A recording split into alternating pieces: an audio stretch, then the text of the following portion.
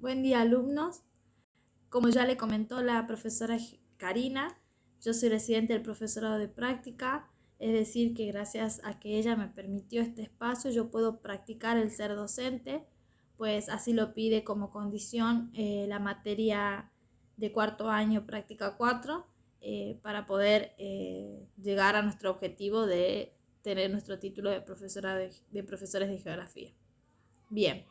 El día de hoy vamos a trabajar con el eje número 2, donde vamos a tratar las unidades de relieve, específicamente del relieve de América.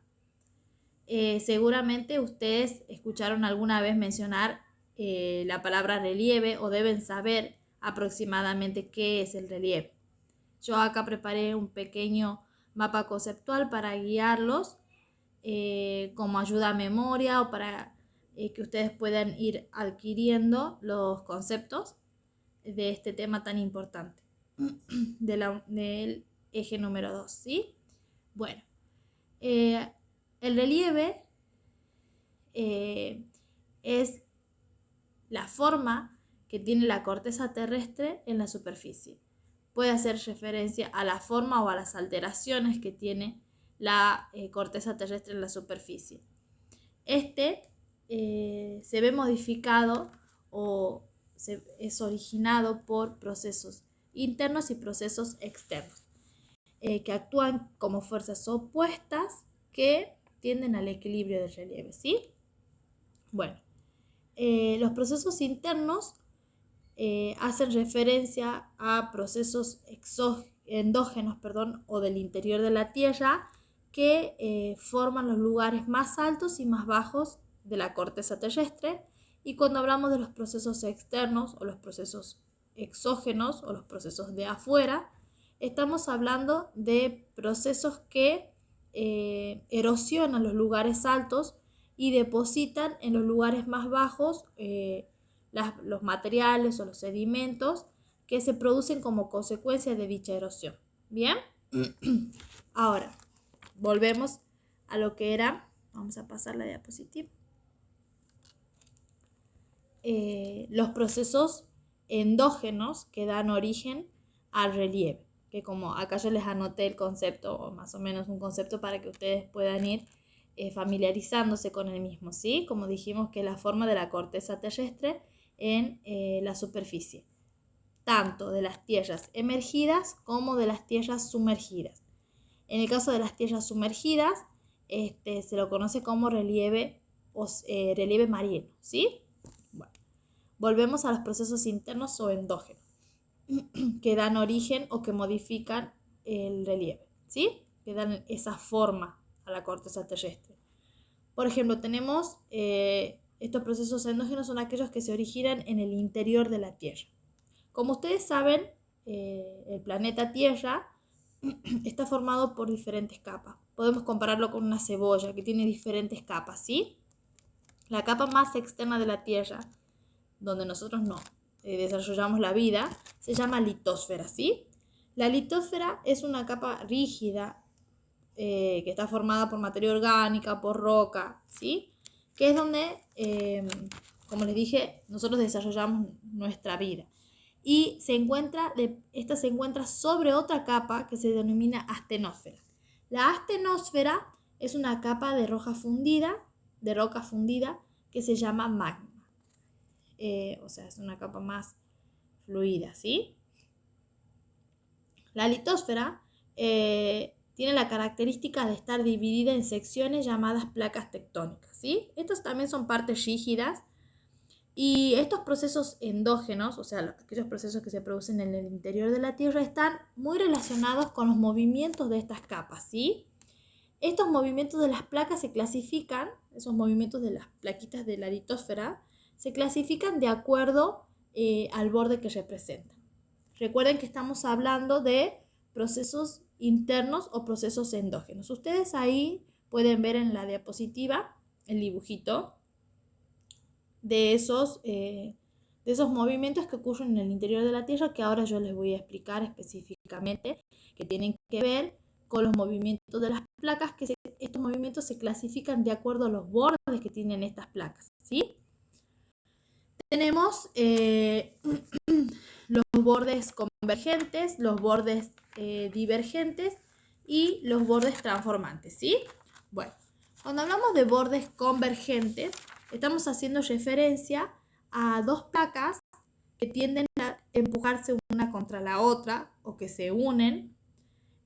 En esta unión, una de ellas tiende a subducir, a introducirse por debajo de la otra se va elevando y es lo que forma las montañas. Nosotros conocemos acá en Sudamérica las cordilleras, ¿sí?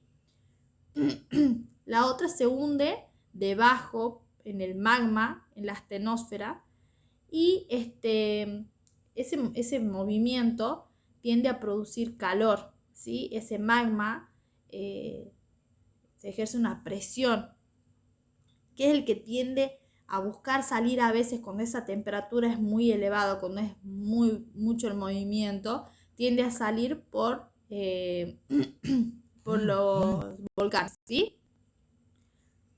Disculpen, chicos. Bien.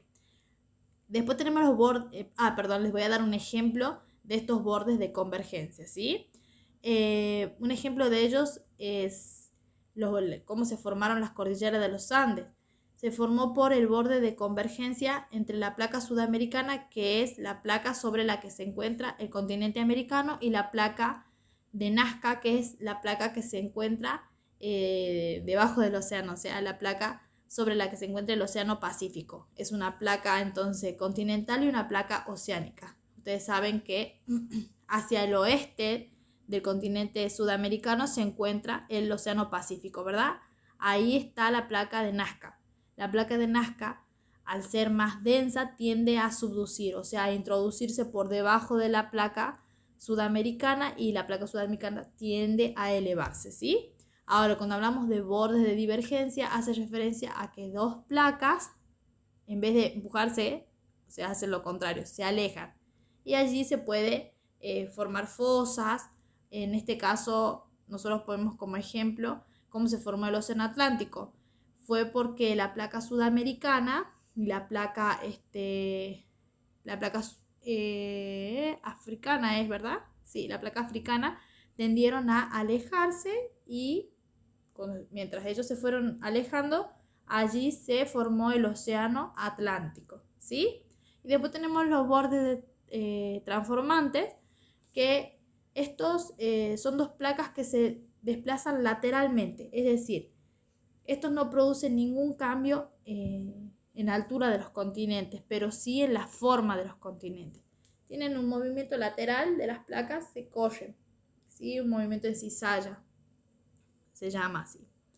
Bueno, ahora entendemos más o menos qué son los procesos internos que ocurren. O sea, hicimos un breve resumen, pero más o menos eso es lo que ocurre en el interior de la Tierra, lo que permite que el relieve se forme en altura, o que algunas partes sean más altas, otras partes sean más bajas, ¿sí?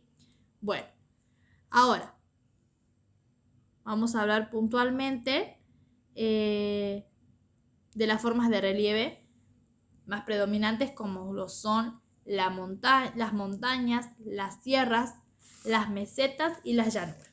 Bien, nosotros podemos observar el continente americano. Acá tengo un mapa físico del continente americano, donde la parte marrón nos está indicando que están allí las cadenas de montañas, las montañas o sucesión de montañas.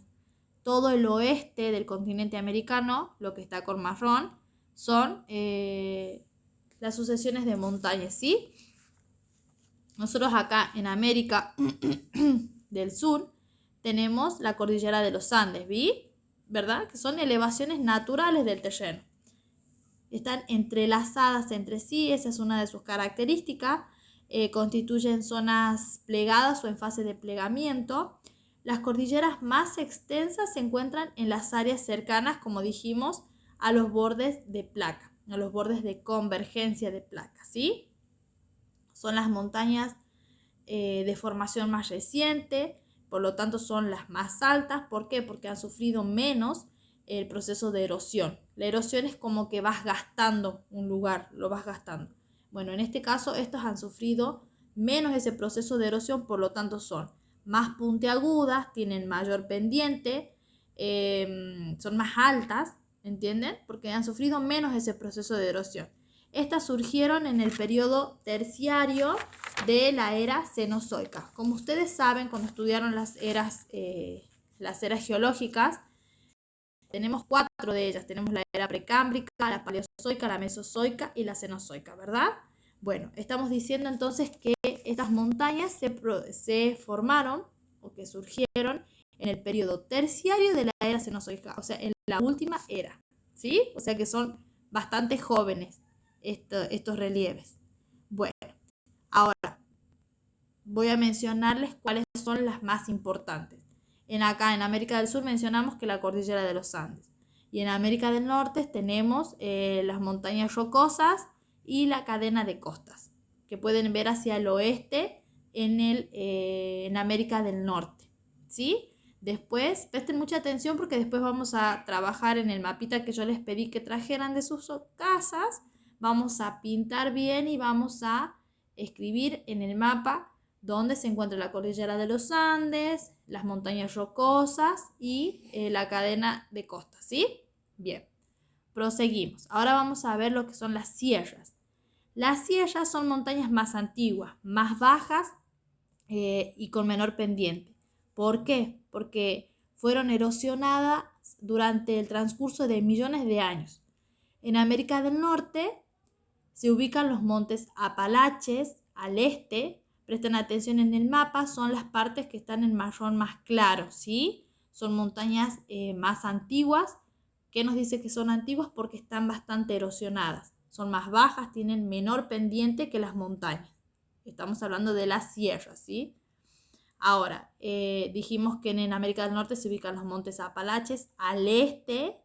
Presten atención, hacia el este. Las sierras Madre Oriental y Occidental en México, y en América del Sur tenemos las sierras subandinas y las sierras pampeanas. Bien, ahora vamos a ver lo que son las mesetas. Las mesetas hacen referencia a una superficie relativamente plana que se encuentra elevada sobre el terreno circundante, ¿sí? Las mesetas se originan por ascenso y descenso de bloques de roca. La mayoría de ellas se ubican sobre los llamados macizos precámbricos. ¿Qué quiere decir? Que son de la era precámbrica. ¿Cuál era la era precámbrica? Era la primera era geológica, ¿sí? Así que estos serían los más antiguos. Los macizos son los más antiguos de los relieves, ¿sí? Bien, ahora vamos a hablar de lo que son las llanuras. Perdón, chicos, no les mencioné cuáles son los macizos, perdón, las mesetas más importantes. Tenemos en el norte el escudo canádico en Canadá, en América del Norte, ¿sí? Y en América del Sur tenemos el macizo de Guayana, el macizo de Brasilia y el macizo Patagónica en América del Sur. ¿Bien? Ya los vamos a anotar bien en los mapas y los vamos a pintar con su color. Las mesetas son en amarillo, con su color correspondiente. Bien, seguimos.